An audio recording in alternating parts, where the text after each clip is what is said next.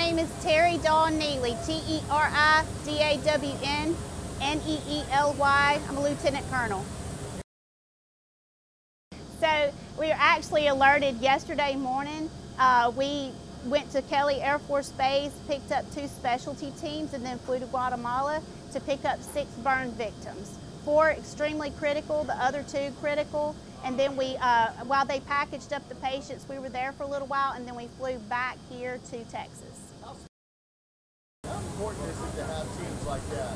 It's very important. I think it's great. It shows the length that the Air Force will go to save life, limb, or eyesight, not just for their military members, but for the civilian members as well. They went to great lengths to go and to help save these children and bring them to higher echelons of care. The burn team especially, in particularly caring for burn patients, because they're a very unique patient in and of itself, especially in flight. You lose that critical layer of skin that protects you, so your thermal regulation, your water loss, different things like that. So we need them on this plane to help with these different stresses of flight. Not often enough do you hear, especially the great measures that we do to take care of our people. I feel like I have the best job in the Air Force because I get to go out and to help people and move them to those higher echelons of care so that they can live better lives.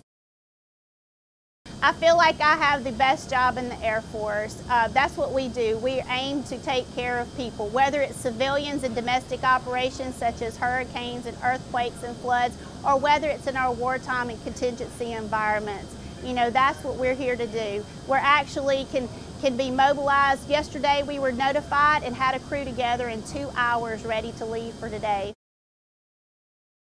That's right, we brought their families. We also brought some other doctors from that area as well, brought them back. They were very appreciative. We actually met the ambassador and the leader of their military forces. They came on the plane and they actually, thanked us for coming and taking the part in helping these children. So we felt great that we could actually help and do that. So we had one man who had 2 daughters, very close in age, teenagers, and they were both burn victims. And he sat right beside them, taking good care of them, making sure that we were taking good care of them as well. He seemed very appreciative for our help and taking care of his children. So I think one of the most challenging parts of the mission was probably the duty day in and of itself. We were alerted very early yesterday morning, and then we're still going more than 24 hours later, so that was pretty challenging. We also had some moments on the airplane where the kids, weren't doing so well, and that's always challenging too. But like I said, we had some great teams on board to help, and we were all here to help each other, and so they got off the plane, and hopefully they will do better after this.